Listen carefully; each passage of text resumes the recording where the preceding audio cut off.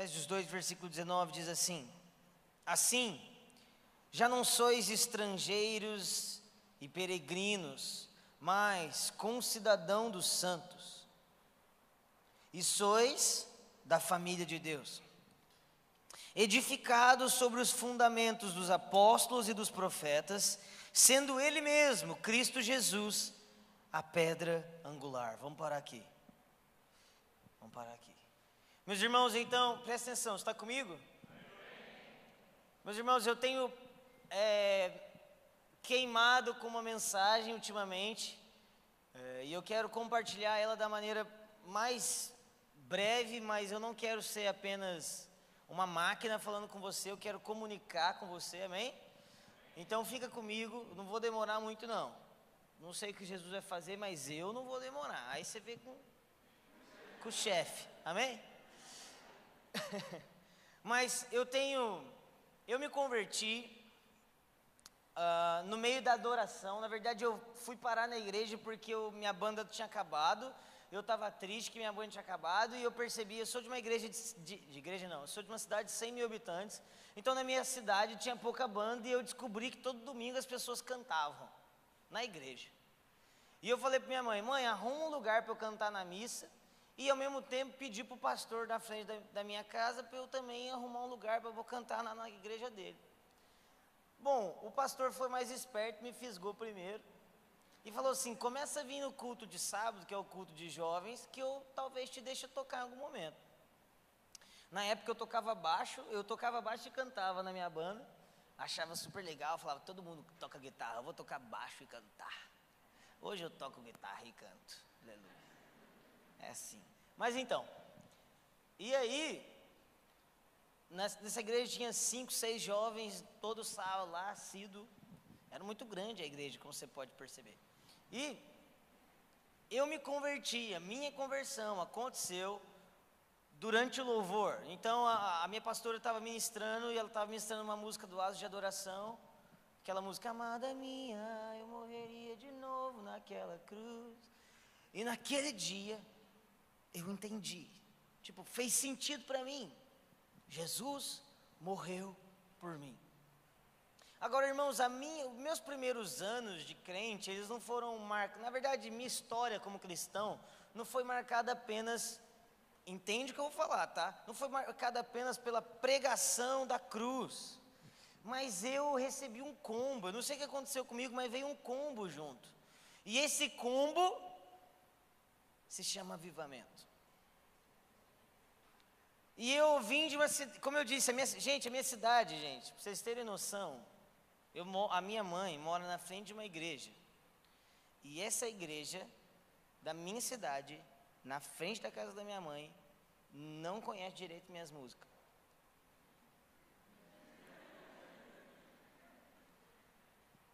Depois de 5, 6 anos que tocava uma música do David Keelan, começava a chegar na minha cidade. Então, talvez daqui uns 5 anos chegue minhas músicas na minha cidade, aleluia. É lógico que as coisas estão mais rápidas hoje em dia, eles conhecem mais ou menos, mas a minha cidade nunca experimentou um mover de Deus, nunca. Mas, pela graça de Deus, eu me converti nessa igreja pequena, mas eles conheciam e foram tocados por um povo lá de BH. E quando eu me converti, essa coisa de avivamento veio no combo, sabe? E eu comecei a ir atrás de tudo. Vou confessar um pecado para você. Baixei muita música do David, do Cirilo, do Caso de Davi, tudo falsificado na internet, aleluia. Você lembra dessa época? Emule, essas coisas, né? É do diabo isso aí, viu? E eu não conhecia nada, não tinha onde comprar. A única livraria cristã que tinha na minha cidade, até hoje está lá vendendo as mesmas coisas.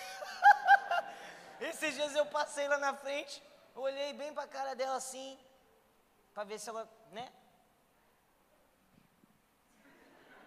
Ela: o que você quer, meu filho? Tá procurando o quê?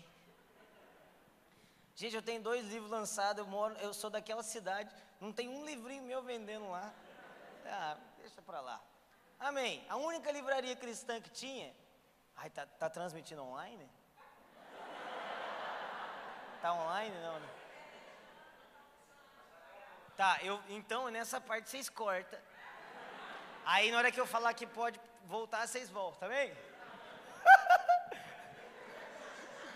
Então, lá na livraria cristã da minha cidade, gente, só tinha, sei lá, umas músicas que, sabe, é bonito, eu escuto.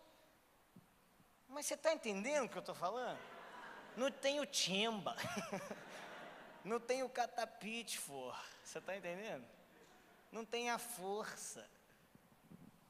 Então, eu tive que ir atrás por mim mesmo. E eu comecei a baixar a música do Casa de Davi. Eu lembro que a primeira música que eu baixei do Casa de Davi encheu o meu MP3 inteiro. Porque tinha 20, 30 minutos. Som da chuva enchia o MP3 com metade da música, né? Não dava nem uma faixa inteira. Gente, vocês reclamam que eu sou repetitivo, fui eu que inventei isso não, tá? E aí eu colocava no intervalo da minha do recreio, deitava no cantinho da sala, achava um canto escuro e ficava lá, chorando. E depois eu escutei um cara chamado Gregório McNulty. E ele falava assim, você conhece John Wesley ou Lonnie Frisbee? Você não conhece, então você está desviado, cara. Aí eu falei assim, gente, eu estou desviado então. E aí eu comecei a ir atrás, eu comecei a ler livro, e até hoje uma das coisas que eu mais gosto de ler é história de avivamento. Quando eu sento com alguém que conhece alguém que é muito de Deus, eu fico assim, que hora você vai contar uma história legal? E não é a história das coisas voando não, eu gostava da história do dia a dia dos homens de Deus. E até hoje eu leio, eu estou sempre lendo alguma coisa de avivamento. Mas como eu disse para vocês aqui na oferta, eu amo avivamento, eu quero avivamento, eu busco avivamento, eu praticamente prego só avivamento. A gente vai terminar hoje falando de avivamento, mas eu comecei a perceber que nos carece fundamento.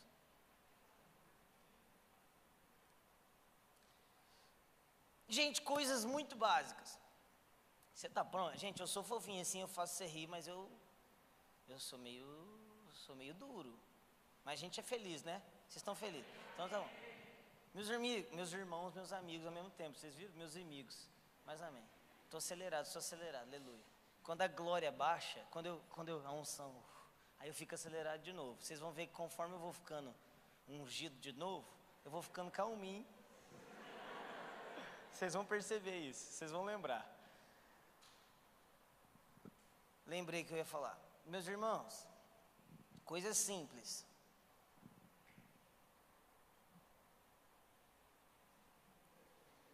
Qual que é a sua posição sobre salvação? Você consegue pregar para alguém sobre o Evangelho de Jesus? Ou você é a pessoa que fala assim, Jesus mudou minha vida, eu vou te levar lá no culto. Meus irmãos, você já viu alguma cura? Não estou perguntando se você viu cura aqui não, nem que seu pastor orou. Você, na sua casa, com a sua família. Irmão, quantos anos você tem de cristão? Eu tenho 10 anos. Quantas pessoas você viu ser salva?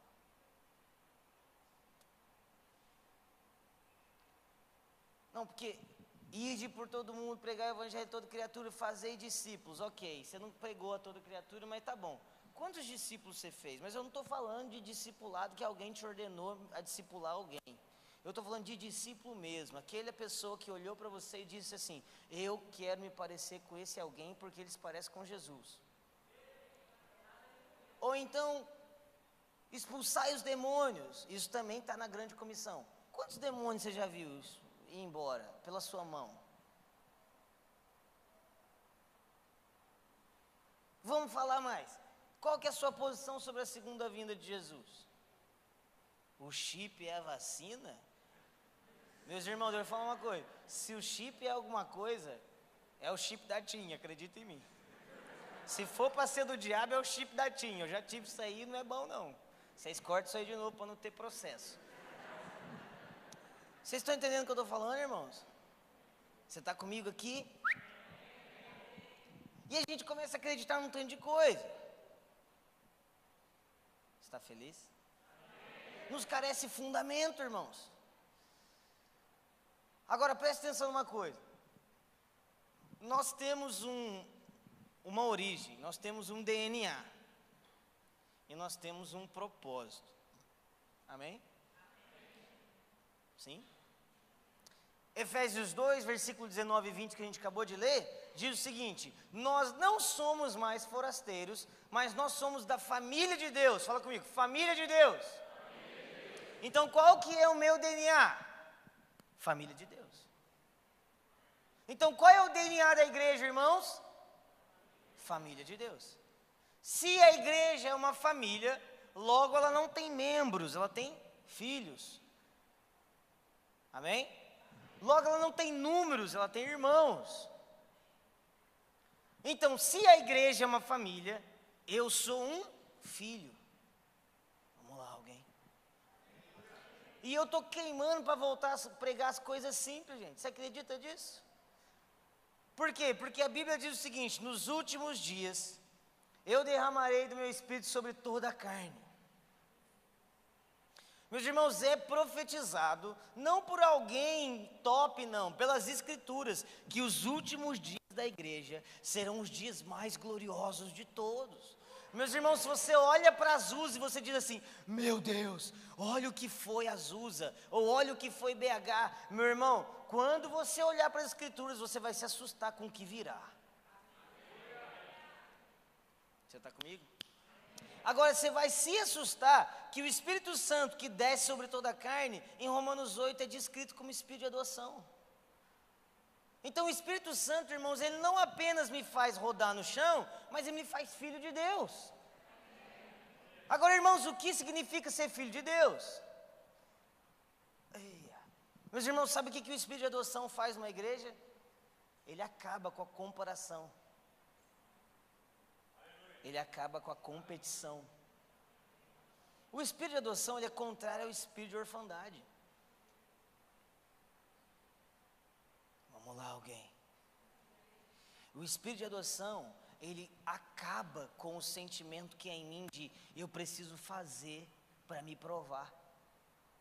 Como é que eu posso ser parte dessa igreja? Eu preciso adorar do jeito que eles adoram. Preciso cantar do jeito que eles cantam, eu preciso me vestir como eles se vestem. Como é que eu faço para ser de Deus como a Lê? Eu preciso ser estranho como esse menino? E nós começamos a nos mover por aparência, por coisa que todo mundo faz, e nós estamos lutando por aprovação. Quando filiação, presta atenção, vocês estão comigo? Quando filiação não é pelo quanto eu faço, mas DNA. DNA. Meus irmãos, nós estamos falando de um povo carente, querendo mudar o mundo. Nós estamos falando de ser um povo frágil emocionalmente e gritando para todo mundo: eu vou mudar o mundo. Meus irmãos, nós precisamos estar firmes no nosso DNA. Vamos lá, alguém. O que de mais alto você pode ganhar do que os que creram ganharam o poder de serem chamados filhos de Deus? Eu tenho uma boa notícia para você hoje. Você é filho de Deus. Meus irmãos, o imperador, ele não sabe. O imperador, ele lida com o seu povo através de números. Mas o DNA da nossa família, que não é apenas essa igreja, que não é a igreja do Alê, ou a igreja de não sei o que, a família de Deus, é a família de Deus. E o DNA do nosso Deus é um pai. E o nosso pai, ele não lida com o seu povo por números, mas por nome. Já parou para pensar que o Deus que governa todas as coisas, Ele deseja saber onde você trabalha, quem é seu namorado, como você gasta seu tempo. O Deus de todas as coisas também é o Deus de poucas coisas. O Deus que governa tudo se importa com um pouco. Então qual é o meu DNA, irmão? Meu DNA é um filho. E quando eu entendo isso, eu paro de estar na igreja para tentar ser alguém, para tentar ganhar alguma coisa, para tentar chegar a algum lugar. Meus irmãos, nós não estamos,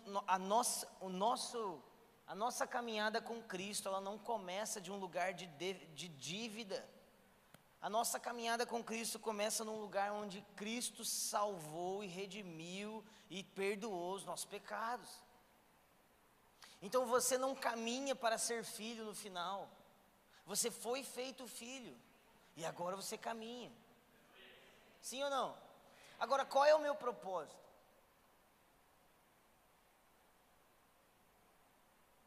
Porque, irmãos, se o meu propósito é cantar louvores, então eu já posso morrer?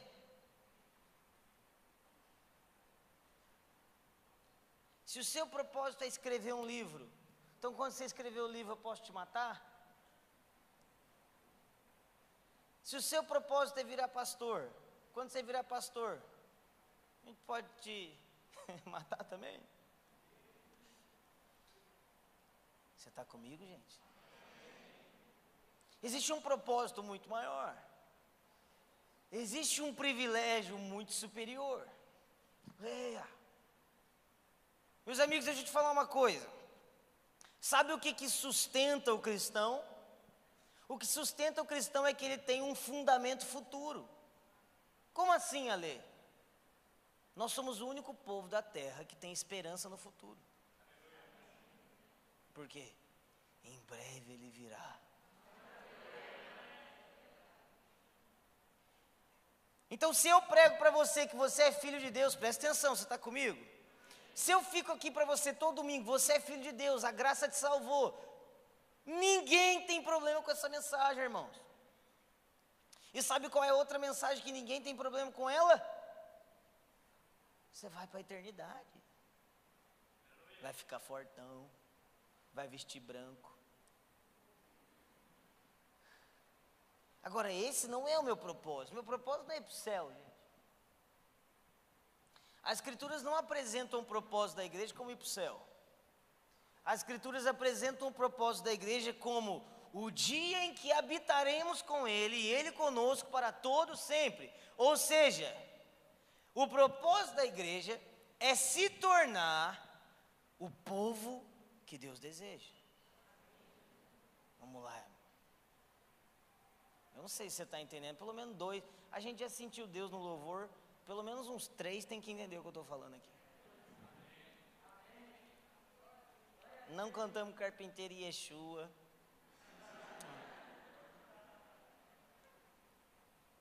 Deixa eu te falar uma coisa. O que nós estamos fazendo? Olha aqui para mim. O que você está fazendo? Para onde a gente está indo, irmão? Porque, olha aqui para mim, se você não tem clareza de destino, você está perdido na caminhada.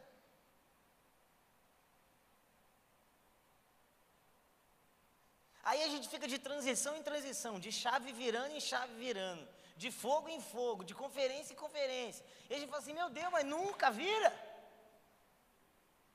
Ei, meus irmãos, o grande propósito, o grande fim da vida cristã está em 1 João 3. Nós o veremos como Ele é e seremos como Ele é. Vamos lá, Zezé. Vai chegar um dia, meu irmão, vai chegar um dia que eu conhecerei e serei conhecido por Ele plenamente. E nós seremos um plenamente. E nós estaremos com Ele plenamente.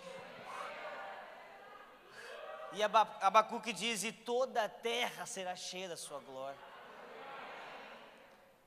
Ah, meu irmão, esse é o propósito da igreja. O propósito da igreja, irmão, não é a gente fazer ministério, fazer ministério. Fazer ministério.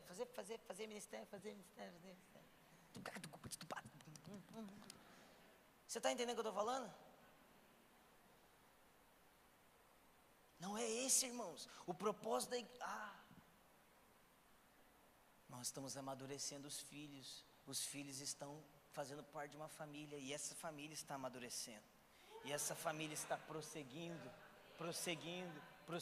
até o dia que nós nos encontraremos com Ele e Ele conosco. E Ele dirá: esse é meu povo e eu sou o seu Deus. Vamos lá, alguém? Agora, a minha pergunta é, vamos lá. Então, como corpo, o nosso propósito é nos tornarmos a igreja que encontrará com Ele, plena e perfeita. Como indivíduo, o meu propósito é me tornar como Ele é. Amém? Agora, vocês estão felizes, gente? Vocês estão felizes mesmo? Hoje eu não tenho a pregação do fogo muito não, amém? Vocês me perdoam por isso. Agora, presta atenção, presta atenção.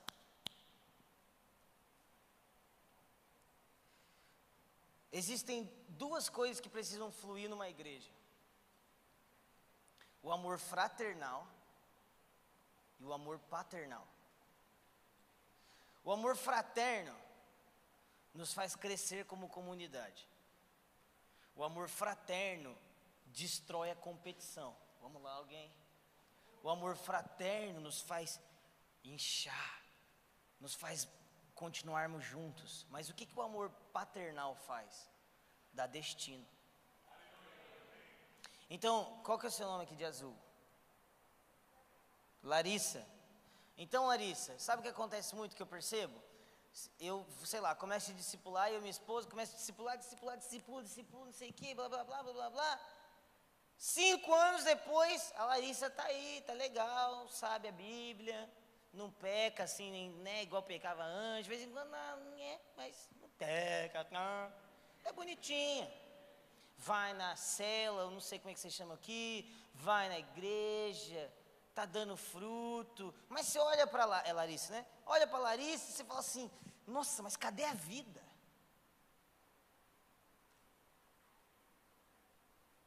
Nossa, mas cadê o vigor de Deus? Cadê a unção? Cadê a força? O catapite, cadê? Sabe por quê, gente? Porque a gente está fazendo um tanto de crente moldadinho, bonitinho, belezinha, sem propósito, sem destino. Vamos lá, alguém.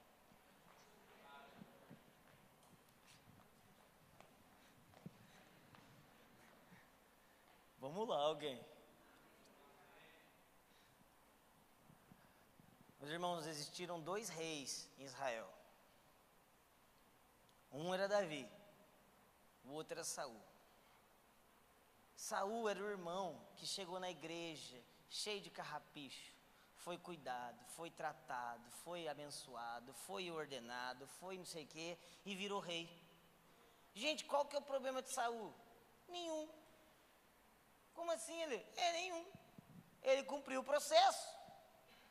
Ele fez o que todo mundo pede para ele fazer. Ah, precisa batizar para tocar na igreja? Tá bom, batiza. Ah, precisa ir na célula para não sei o quê? Tá bom, eu vou. Eia. Mas sabe o que não tem em Saul, irmão? Vida. Mas Saul, ele não está errado. Vamos lá, alguém? Saul não está errado. Saul era rei.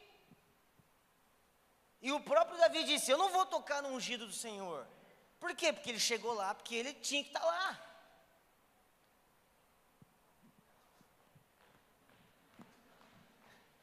Meus irmãos, deixa eu te falar uma coisa. Não tem como a gente impedir Saul, sabia disso? Vamos lá, alguém. Gente, eu sou pastor de igreja, tem ordem na minha igreja, tem processo na minha igreja. E de vez em quando a gente tem que tocar um Saul assim, ó, vai, Saul, vai embora, menino.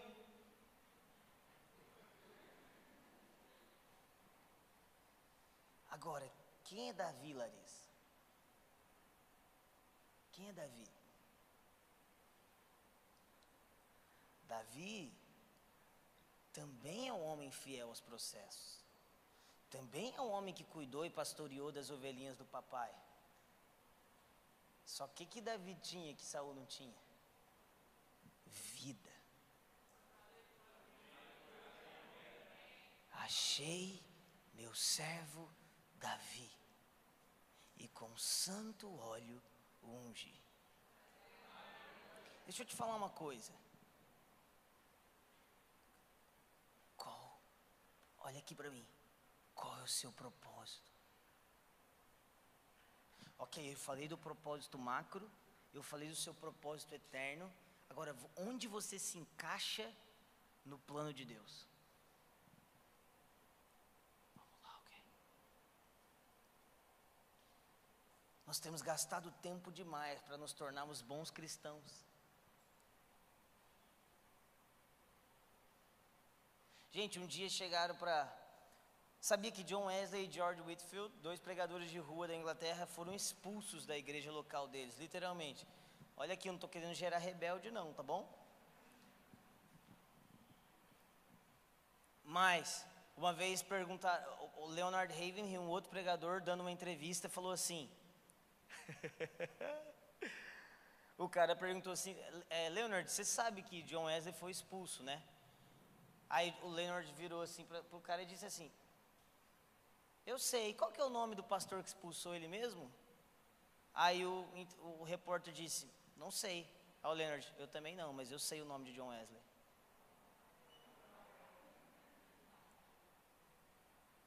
O que eu quero dizer para isso com você, irmão? A gente está preocupando em ser crente bonitinho demais. E eu não estou gerando rebelde não. Se eu ficar sabendo que você ficou rebelde, eu venho aqui e rebento você no meio, hein? Meus irmãos, deixa eu falar uma coisa. Violência espiritual não é rebeldia. Fome espiritual não é rebeldia não. Davi era o mais submisso, mas o mais violento.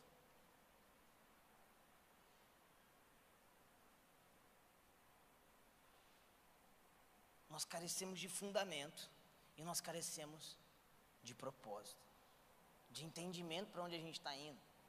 E sabe o que você vai ter que fazer para cumprir para onde você está indo? Você tem que parar de se comportar como crente, começar a se comportar como filho.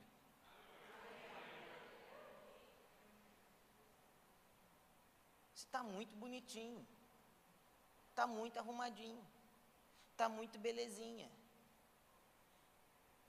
É um perigo muito grande quando você olha para homens de Deus que você se espelha e você diz assim, eu quero ser como ele é. E aí você do nada começa a se vestir como ele se veste, falar como ele fala, pregar como ele prega. Meu irmão, deixa eu falar uma coisa. Na minha lua de mel, irmão, eu gastei meu dinheiro para ir no Fogo e Glória. Eu fui no Fogo e Glória na minha lua de mel. E eu fui de busão. Porque eu não tinha dinheiro não. E quando terminou a conferência, eu não falava inglês ainda. Estava o Dan e o Marcos sentados, eles não me conheciam. E eu cheguei para o intérprete e falei assim, você poderia, por favor, falar para eles só porem a mão em mim e abençoarem meu casamento? Eu vim aqui só para isso.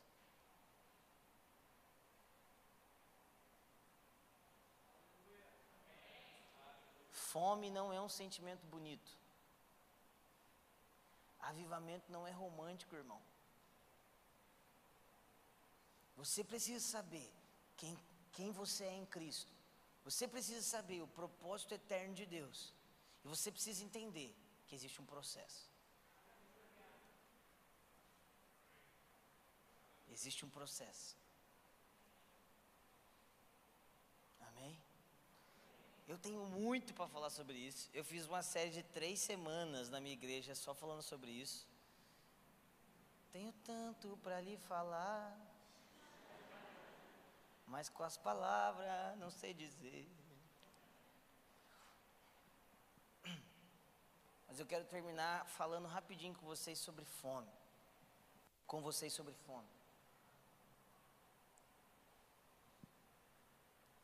E é uma das coisas que eu mais percebo que falta para a nossa geração, sabe? Ontem eu estava conversando com o Rodrigo, que é guita nosso. Ele não pôde vir. Aí o Cefão veio. É o magrelinho que estava ali quebrando tudo. Vocês gostaram dele?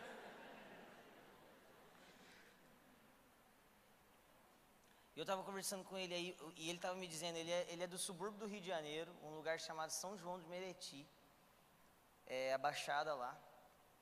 E ele me disse que ele saiu da casa dele para ir para Santa Catarina, Londrina, porque ele ouviu dizer que estava rolando um avivamento lá, um mover lá, que era o Casa de Davi. E quando ele saiu com a mãe dele gritando, meu filho, volta, isso não é para você. Saiu com uma guitarra, sem ter para onde voltar, para onde ir, sem dinheiro para comer. Deixa eu te falar uma coisa, a história é formada por quem sai da curva, irmão. Sabe o que eu estou vendo muito? É Guilherme, né? Sabe o que eu estou vendo muito, Guilherme? É jovem sentadinho na igreja falando assim, nossa, meus pastores não entendem o que tem que acontecer. Você está sentado numa cadeira com ar-condicionado, irmão. Porque um pastor pagou o preço. E você é tão bom, tão bom, tão bom. Não tem nenhum discípulo. Esse dia eu estava sentado com uma menina da igreja. Ela tem, acho que 16, 17 anos. E ela queima muito por Jesus, sabe? E queima mesmo, ela é genuína. Aí ela estava falando pra gente. Vocês não vão crer. Gente, pastor ouve coisa ruim, tá? Vocês precisam orar pela gente. E ela virou para a liderança da igreja e disse assim, vocês perderam o novo de Deus. Eu quase matei ela. Aí a gente fez uma reunião pelo Zoom, que eu não estava mais na cidade. Aí eu entrei na reunião. Na hora que eu entrei na reunião, ela ficou branca. O Espírito entrou para dentro dela e o Espírito Santo falou assim, ó, valeu.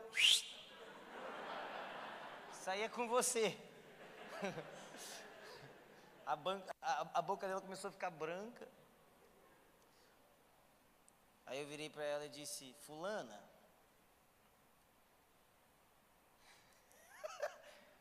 se você é tão avivalista assim, o que está te impedindo de pregar nas praças?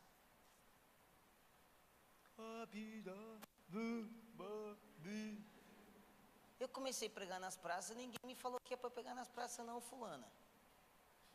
Então, se você queima tanto assim, era para pelo menos ter umas 15 pessoas ao seu redor que estivessem experimentando o novo de Deus.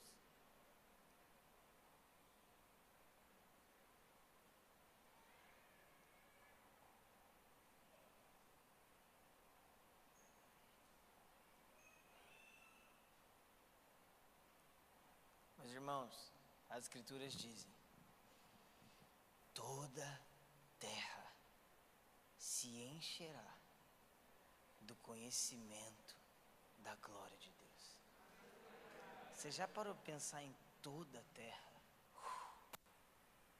A China, a Coreia do Norte, a Coreia do Sul, o Japão, Tailândia, Rússia, Europa, América Latina, América Central, América do Norte, África, ilhas, se enchendo com a glória de Deus. Eu estou vivendo por isso, irmãos. Talvez eu não veja isso, mas alguém vai ver. Mas nos meus dias, eu vou viver uma vida digna de morrer por Cristo. Sinceramente, irmãos, nós precisamos parar de romantizar a mensagem. A gente precisa de fome mesmo, querer mesmo. Amém? Fica de pé comigo.